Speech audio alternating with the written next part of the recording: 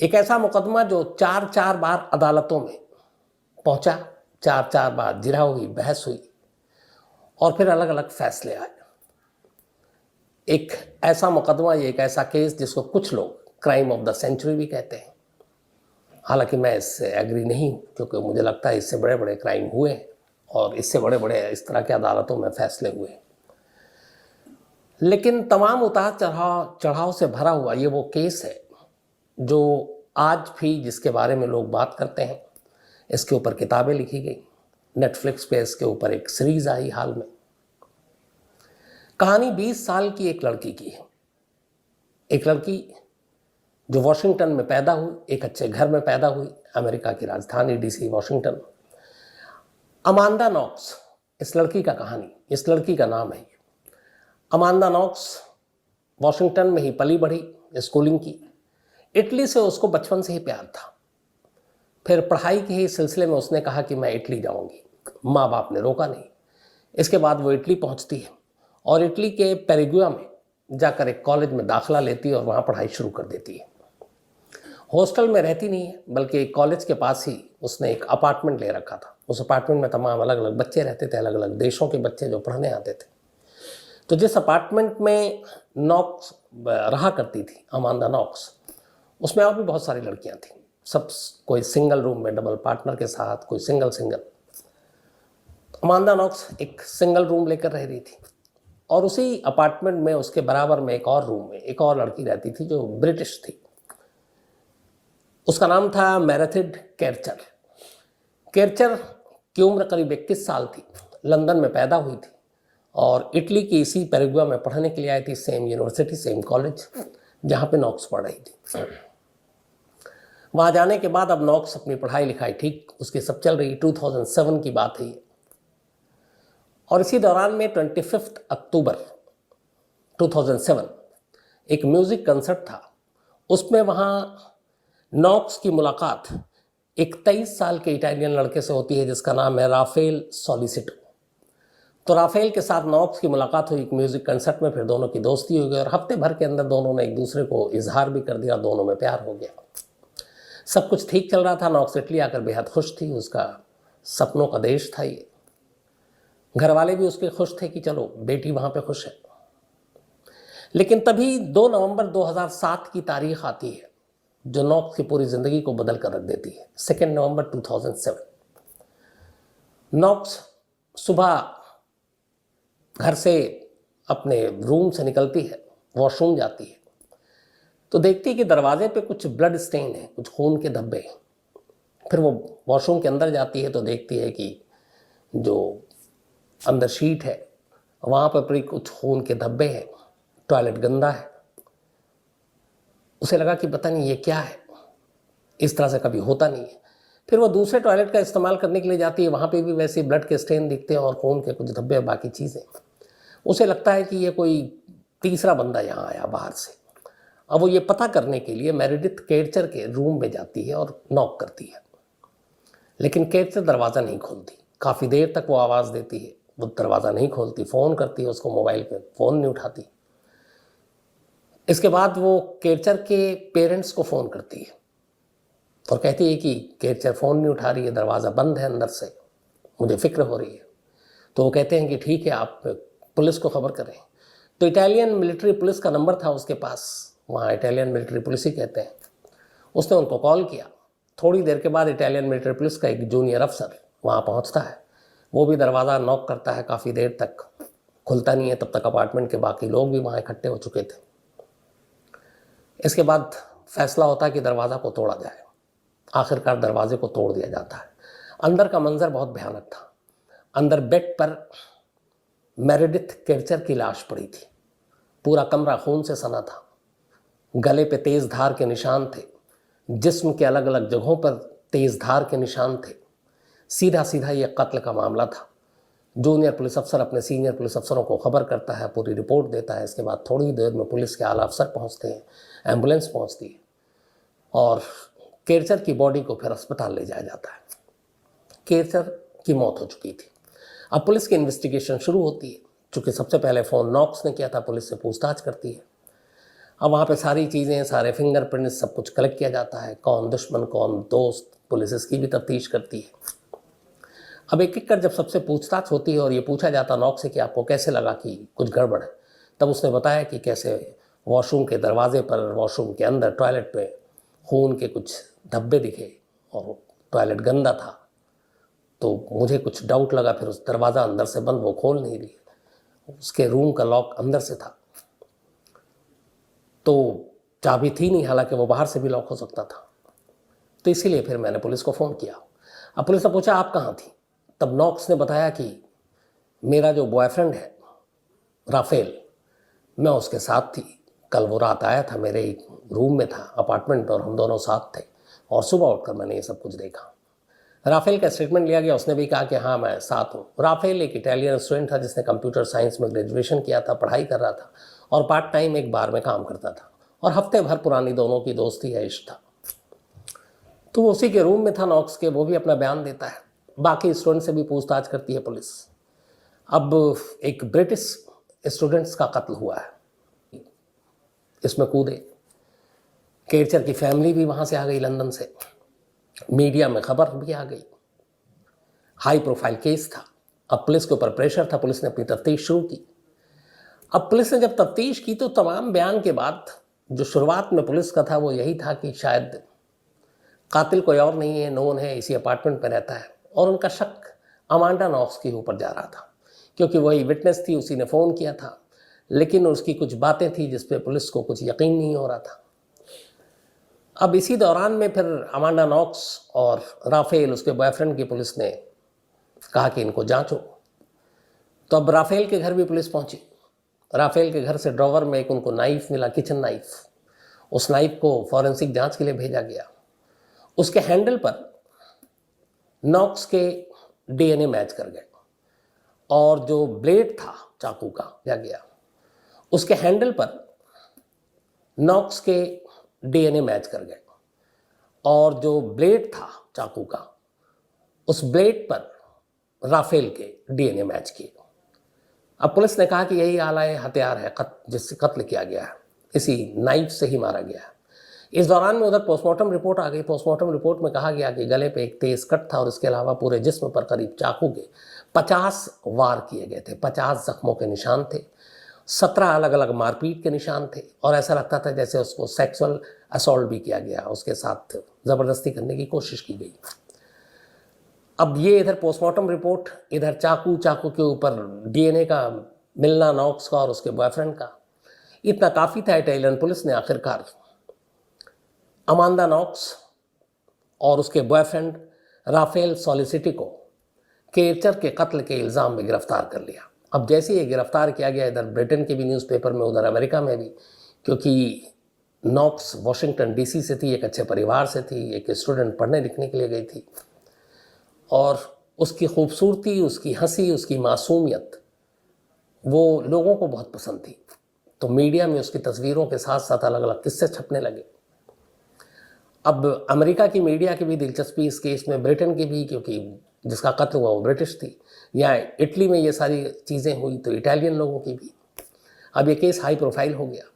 But सवाल ये था कि गिरफ्तार तो कर लिया दोनों को, लेकिन कत्ल किया क्यों, केरचर को क्यों मारा, कहानी क्या है?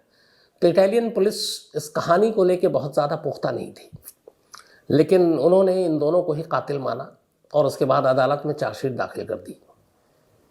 2 नवंबर 2007 को मर्डर हुआ था।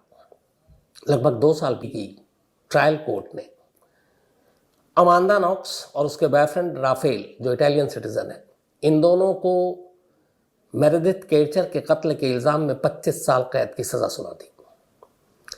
अब इस सज़ा के बाद भी हंगामा मच गया। इधर लगातार नॉक्स कह रही है कि मैं बेकसूर हूँ, लेकिन उधर जब फैसला आया, इधर बीच में एक और पैरेलल कहानी चल रही थी। कहानी ये कि 2007 में ही एक शख्स को पुलिस ने ड्रग्स के इल्ज़ाम में पकड़ा, और जब ड्रग्स के इल्ज़ाम में पकड़ा, उसका नाम था रूडी ग्यूड, ये एक अफ्रीकन नीग्रो था, रूडी ग्यूड। तो ड्रग्स के इल्ज़ाम में पकड़ा, वो अलग केस चल रहा था, लेकिन उसकी तफ्तीश करते करते वहाँ के डेटा बैंक, बाकी चीज़ों से, फिंगरप्रिंट्स और बाकी जो चीज़ें जो इस केरचर के घर से बरामद हुआ, वो सारे रखे हुए थे। इधर एक ड्रग्स के मामले में इस बंदे को पकड़ा जाता है, रूडी गियोट को। तफ्तीश होती है, डेटा बैंक खंगाला जाता है, इसके फिंगरप्रिंट्स बाकी चीज़ें। तो अचानक पुलिस चौंकती है, वो देखती है कि रूडी गियोट के फिंगरप्रिंट्स उस केरचर के घर से बरामद फिंगरप्रिंट से मैच कर रहे हैं। अब पुलिस की थोड़ी हैरानी हुई कि ये क्या मामला है, और इधर अदालत ने उन दोनों को कत्ल के इल्ज़ाम में 25 साल की सज़ा सुना दी है। लेकिन अभी तक ये बात सामने नहीं आ रही है कि एक और शख्स का फिंगरप्रिंट्स मिला है, और अभी तक पुलिस को ये कहानी भी नहीं मालूम थी। पुलिस ने जब फिंगरप्रिंट्स मिला तो उन्होंने कहा कि चलो जो डीएनए सैंपल वहाँ से कलेक्ट किए हैं उसके बारे में भी जांच करें। अच्छा, इस पूरे केस के दौरान हुआ यूँ कि पूरे मौका वारदात से एक चाकू जो घर पे मिला उसके बॉयफ्रेंड के, उसको छोड़ दें तो क्राइम ऑफ सीन से नॉक्स या फिर राफेल, इनके कोई भी डीएनए सैंपल नहीं मिले। 46 दिन के बाद एक चीज़ बरामद की पुलिस ने दोबारा उसी घर से जाकर, वो केरचर के ब्रा का एक हुक था छोटा सा, उस हुक पर थोड़ा सा डीएनए का सैंपल राफेल का मिला। अब पुलिस ने इसको एक पुख्ता सबूत बनाकर अदालत में पेश भी कर दिया कि ये ब्रा के हुक पर ये डीएनए सैंपल मिला है राफेल का। तो ये और चाकू को देखते हुए और उस मर्डर वाली रात दोनों की मौजूदगी उसी अपार्टमेंट में थी, इन तीनों चीज़ों को देखते हुए पुलिस ने अपना केस खड़ा किया और अदालत ने इसी बिना पर 25 साल की सज़ा सुना दी। लेकिन अब इधर फिंगरप्रिंट्स मिलता है एक दूसरे शख्स का, रूडी गियोट। अब डीएनए जब मैच किया गया तो उस पूरे बेडरूम में और वॉशरूम में सारे जो डीएनए थे वो एक ही शख्स के मिल रहे थे, और रूडी गियोट के। अब यहाँ पुलिस चकराई, क्राइम सीन पर एक 46 दिन के बाद ब्रा के हुक पर राफेल का, लेकिन बाकी बेड पर, यहाँ तक कि केरचर के प्राइवेट पार्ट्स पर के भी जो डीएनए के सैंपल लिए गए हैं वो गियोट से मिल रहे हैं। तो अब सवाल था कि ये क्या मामला है। ये बात जब रिकॉर्ड पर आई तो फिर नॉक्स और राफेल ने जो सज़ा सुनाई गई थी उसके खिलाफ अपील की उसी ट्रायल कोर्ट में, इन नए एविडेंस को देखते हुए। लेकिन वहाँ पे सरकारी वकील ने ये तर्क दिया कि नहीं, ये डीएनए के सैंपल इन लोगों ने शायद वहाँ से डीएनए के जो चीज़ें तो मिटा दी क्राइम सीन से। अब ये बड़ा बेतुका और बेवकूफ़ी वाला एक दलील थी, इसलिए कि जो नॉक्स और राफेल के वकील ने तर्क दिया वो ये कि ये डीएनए के सैंपल ऐसी चीज़ें होती हैं जो दिखाई नहीं देती। तो ये नामुमकिन है कि एक जगह पर एक सीन ऑफ क्राइम में बहुत सारे ऐसे नमूने पड़े हों और दिखाई नहीं दे रहे हों, और कोई शख्स जाए और सिर्फ अपने ही डीएनए के तमाम सैंपल को वो मिटा दे, बर्बाद कर दे और दूसरे का छोड़ दे। ये इसलिए नहीं हो सकता कि सबूत के साथ छेड़छाड़ या सबूत मिटाना तभी मुमकिन है जब वो सबूत आपकी आंखों के सामने दिखाई दे। यहाँ सबूत तो दिखाई नहीं दे रहा, तो फिर आप मिटा कैसे सकते हैं। अब ये बात भी अदालत को लगी। फिर ये हुआ कि कत्ल का मोटिव तो बताओ। अब इधर 25 साल की सज़ा हो चुकी थी, दोनों ने अपील किया, इधर दूसरी कहानी गियोट की आई। अब गियोट के खिलाफ ये सारे एविडेंस बन रहे हैं। तो जब अपील की तो इसके बाद 2011 में अब तक 4 साल हो चुके थे। अमांडा नॉक्स और राफेल को जेल में 25 साल की सज़ा हो चुकी थी, लगा ज़िंदगी बर्बाद है। इस दौरान में अपील कोर्ट में इन्होंने अपील की और कहा कि 46 दिन के बाद उस ब्रा के हुक्स पर एक ये निकालना और वो भी उसी आधार पर कहना ये गलत है। दूसरा, फॉरेंसिक टीम ने जब दोबारा जांच की तो उन्होंने बताया कि जो किचन नाइफ मिला था उसके हैंडल पर नॉक्स के तो थे डीएनए मैच किए, जो ब्लेड पर मिले थे वो इतने छोटे और हल्के नमूने थे राफेल के कि पुख्ता तौर पर नहीं कहा जा सकता कि ये राफेल के ही है और इसी से कत्ल हुआ। पहला तर्क। दूसरा, जो केरचर के शरीर पर जख्म के निशान मिले हैं जिस चाकू के, और जो चाकू इनके घर से बरामद हुआ, इस चाकू का जो मार्क और आकार है वो उस जख्म के निशान के हिसाब से नहीं मिलता है, यानी जख्म किसी और चाकू। तो अदालत ने कहा कि ठीक है, इन नए सबूत तो सब इनके फेवर में जा रहे हैं। इटालियन पुलिस को मौका दिया, बताओ कत्ल की तुम्हारे हिसाब से मोटिव क्या है। अब चूंकि ग्यूडी का प्रेजेंस उस क्राइम ऑफ सीन पर है जहाँ पर यह कत्ल हुआ है, उसके डीएनए मैच कर चुके हैं, इनकार कर नहीं सकती इटालियन पुलिस। तो इटालियन पुलिस ने एक नई कहानी बताई। उन्होंने कहा कि एक्चुअली उस रात 2 नवंबर 2007 को जो नई कहानी थी वो ये थी कि नॉक्स, उसका बॉयफ्रेंड राफेल, इधर मेरिडिथ केरचर और रूडी ग्यूड, ये चारों उस कमरे में इकट्ठे थे और ये चारों ग्रुप सेक्स करने के लिए वहाँ पे इकट्ठा हुए थे और इसको लीड कर रही थी नॉक्स। अब नॉक्स का इमेज ऐसा बना दिया गया कि जैसे उसको इन चीज़ों में वो बहुत बढ़ चढ़ कर हिस्सा लेती है, तो उसका पूरा कैरेक्टर जो है एक तरह से उसको असैसिनेट कर दिया गया। तो अब ये कहानी आई, लेकिन इस कहानी के साथ कोई सबूत नहीं था। राफेल ने इससे इनकार कर दिया, ग्यूडी ने इनकार कर दिया और बाकी कोई ऐसे मिले नहीं प्रूफ। लेकिन इस कहानी का असर ये हुआ कि जब नॉक्स जेल में गई तो जेलर और बाकी लोगों का नज़रिया भी उसको लेकर बदल गया, जिस तरीके से इटालियन पुलिस ने दलील रखी थी। और मीडिया में भी अब ब्रिटिश की जो प्रेस है वहाँ, इटालियन बाकी जगह पे अब चटखारे ले लेकर कहानियाँ नॉक्स के बारे में सुनाई जाने लगी कि वो इस तरह की लड़की है। यहाँ तक कि जेल ऑफिशियल ने एक गलत खबर जारी करवा दी मीडिया में, और वो ये कि इसी ग्रुप सेक्स और बाकी चीज़ों की वजह से नॉक्स HIV पॉजिटिव हो गई है। हालांकि ये खबर गलत थी, बाद में साबित हुआ, माफ़ी मांगनी पड़ी। लेकिन जब ये सारी चीज़ें और कहानी आई तो इसके बाद फिर 25 साल की सज़ा तो सुना चुकी थी, लेकिन उसी अदालत ने जब ये अपील किया गया तो इस अपील के बाद नवंबर 2010 में इस री अपील को सुना गया, बहस हुई, नए फॉरेंसिक एविडेंस रखे गए और 3 अक्टूबर 2011, 3 अक्टूबर 2011 को आखिरकार जज ने अपना फैसला सुनाया उसी कोर्ट के। और उसने कहा कि मैंने जितनी भी चीज़ें देखी हैं उनमें एक भी ऐसा सबूत नहीं है जो सीधे सीधे ये बताए कि नॉक्स और राफेल ने यह कत्ल किया है। डायरेक्ट एविडेंस कोई नहीं है, इसीलिए इन दोनों को हम बरी करते हैं। जो 25 साल की सज़ा दी थी वो वापस लेते हैं और इन दोनों को फ्री करते हैं। 3 अक्टूबर 2011 को यह फैसला आया। इसके बाद नॉक्स बरी हो गई, राफेल भी बरी हो गया। नॉक्स अगले ही दिन जैसी जेल से छूटती है, पहली फ्लाइट पकड़कर सिएटल पहुंच जाती है अमेरिका। एयरपोर्ट पर एक प्रेस कॉन्फ्रेंस करती है, क्योंकि तब तक वो मीडिया में एक तरह से बहुत उसका नाम हो चुका था। लोग उसकी कहानियां सुनना चाहते थे, उसकी मुस्कुराहट देखना चाहते थे, उससे जुड़ी हुई तमाम कहानियां जानना चाहते थे। तो हर न्यूज़ चैनल, न्यूज़पेपर एयरपोर्ट पे मौजूद है। उसने वहीं एक प्रेस कॉन्फ्रेंस की, शुक्रिया किया उन लोगों का जिन्होंने उसके साथ खड़े रहकर इस इंसाफ की लड़ाई में उसका साथ दिया था। अब वो तो चली आई, लेकिन कहानी यहाँ ख़त्म नहीं हुई थी। 2011 में वो आई। मार्च 2013 में, 2 साल के बाद ही, इटली की सबसे बड़ी कोर्ट, सुप्रीम कोर्ट ने अपील कोर्ट के उस फैसले को बदल दिया, पलट दिया, जिसमें उन्होंने राफेल और नॉक्स को बरी कर दिया था। उसने कहा कि नहीं, जो भी जितने एविडेंस हैं उससे काफ़ी है इन दोनों के खिलाफ फिर से ट्रायल शुरू करने का, इसलिए इनकी रिहाई के आदेश को पलटा जाता है और फिर से ट्रायल शुरू किया जाए। ये बात 2013 की थी।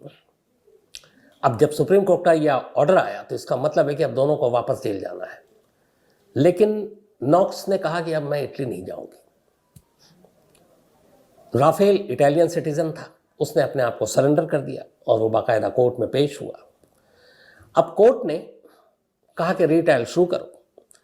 जनवरी 30 जनवरी 2014 को इटली की सबसे बड़ी इसी सुप्रीम कोर्ट ने फिर अपना फैसला सुनाया, लंबी बहस के बाद। और फैसला सुनाने के बाद ये कहा कि जो सबूत है उसके हिसाब से ये काफ़ी है इन दोनों को मुजरिम ठहराने के लिए। इसलिए नॉक्स और राफेल, इन दोनों को, जो केरचर है उसके कत्ल का गुनहगार ठहराया जाता है और इन दोनों को सज़ा दी जाती है। अपील कोर्ट ने 25 साल की सज़ा सुनाई थी दोनों को। सुप्रीम कोर्ट ने 3 साल और बढ़ा दिया और कहा कि 28 साल दोनों अब जेल में रहेंगे। अब कन्विक्टेड हो गई। नॉक्स यूएस में है। मीडिया में लगातार इस केस को फॉलो किया जा रहा है। नॉक्स से पूछा गया कि अब आप क्या करेंगी, जाएंगी? उसने कहा नहीं, मैं इटली नहीं जाऊंगी। उधर अमेरिकन गवर्नमेंट से पूछा गया, उसने कहा कि नहीं, हम इसको एक्स्ट्राडाइट नहीं करेंगे, हम वहाँ नहीं भेजेंगे, क्योंकि दोनों कोर्टों ने ये सारी चीज़ें निचली साबित कर दी थी कि ये बेकसूर है। लेकिन अब ये था कि अभी कानूनी लड़ाई होगी। इटली की सरकार है वो इंटरनेशनल कोर्ट ऑफ जस्टिस में जाएगी, नॉक्स को वापस इटली बुलाया जाएगा, फिर उसे गिरफ्तार किया जाएगा। अभी ये सब कुछ चल ही रहा था कि मार्च 27, 2015 सुप्रीम कोर्ट के ही इस फैसले के खिलाफ फिर से अपील की गई, जिसमें राफेल ने किया और नॉक्स के बिहाफ पे किया गया। तो 30 जनवरी 2014 को सुप्रीम कोर्ट ने इन दोनों को 28 साल की सज़ा सुनाई।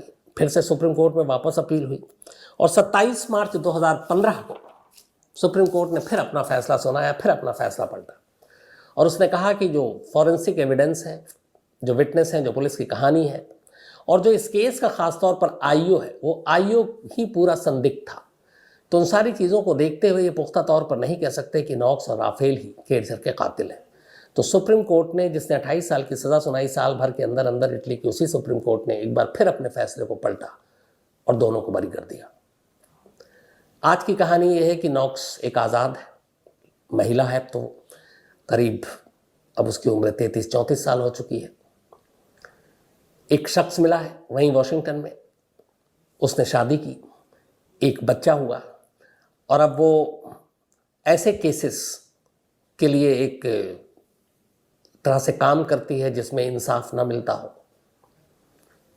लिखती भी है, किताब भी लिखी और पूरी कहानी नेटफ्लिक्स के ऊपर, उसके ऊपर वो भी आई, पूरी जो ज़िंदगी की डॉक्यूमेंट्री थी। बट उसका कहना है कि कैसे मीडिया ट्रायल से किसी को नुकसान होता है, उसने सारी चीज़ कहानी बताई। अब ये तो कहानी का एक पहलू। अब सवाल ये है कि उधर दूसरा पहलू क्या हुआ? आखिर अगर ये दोनों बेकसूर थे तो फिर कातिल कौन था? कत्ल किसने किया? तो इटली की अदालत ने केरचर के कत्ल के इल्ज़ाम में रूडी ग्यूट को ही गुनहगार माना और पुलिस की तफ्तीश से ये बात पता चली कि 2 नवंबर 2007 को रूडी ग्यूट वहाँ पहुँचा।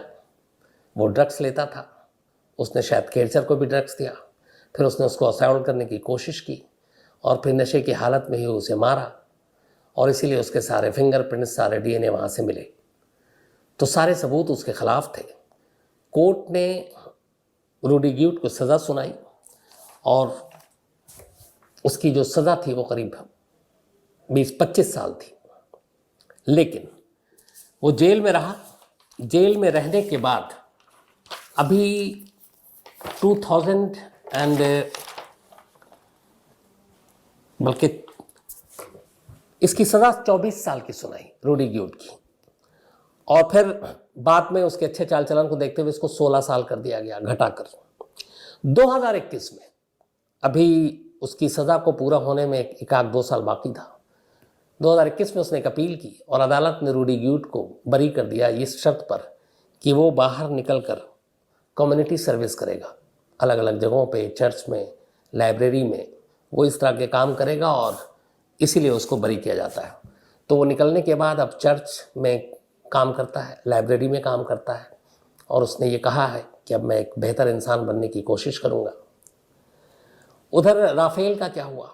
राफेल ने अभी हाल में साल भर पहले एक इंटरव्यू दिया और उसने कहा कि जब निचली अदालत ने, अपील कोर्ट ने उसे गुनहगार ठहराया और 25 साल की सज़ा सुनाई, फिर दोबारा सुप्रीम कोर्ट ने उसको 28 साल की सज़ा सुनाई माफ़ करने और बरी करने से पहले, तो 2 बार बरी हुआ। उसको लोगों ने कम याद रखा। जो 2 बार सज़ा सुनाई वो लोगों ने ज़्यादा याद रखी और यही वजह है कि उन 2 सज़ाओं की वजह से जो 25 और 28 साल एक केरचर नाम की लड़की के कत्ल के लिए उसे सुनाई गई जो गलत थी, उसकी ज़िंदगी यूँ बर्बाद हो गई कि वो अब जेल से बाहर आने के बाद जो 4 साल जेल में रहा, आज तक उसे एक अच्छी लड़की नहीं मिली है जो उससे शादी करने को तैयार हो। क्योंकि जैसे ही उस केस के बारे में कोई भी सुनता, और इस केस के बारे में इटली में हर एक को मालूम है, तो फ़ौरन लड़की उससे घबरा जाती है, डर जाती है और दूर हो जाती है। उसने कहा इस केस ने मेरी ज़िंदगी यूँ बर्बाद की कि शायद अब मुझे नहीं लगता कि कभी मेरा घर बसेगा।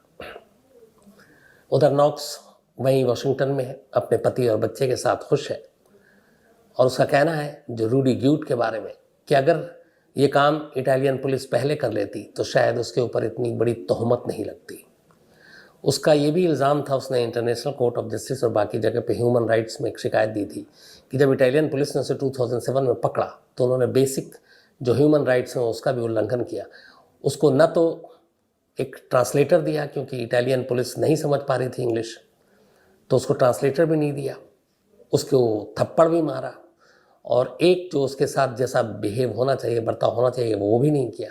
तो उन्होंने काफ़ी कुछ उसके साथ टॉर्चर किया।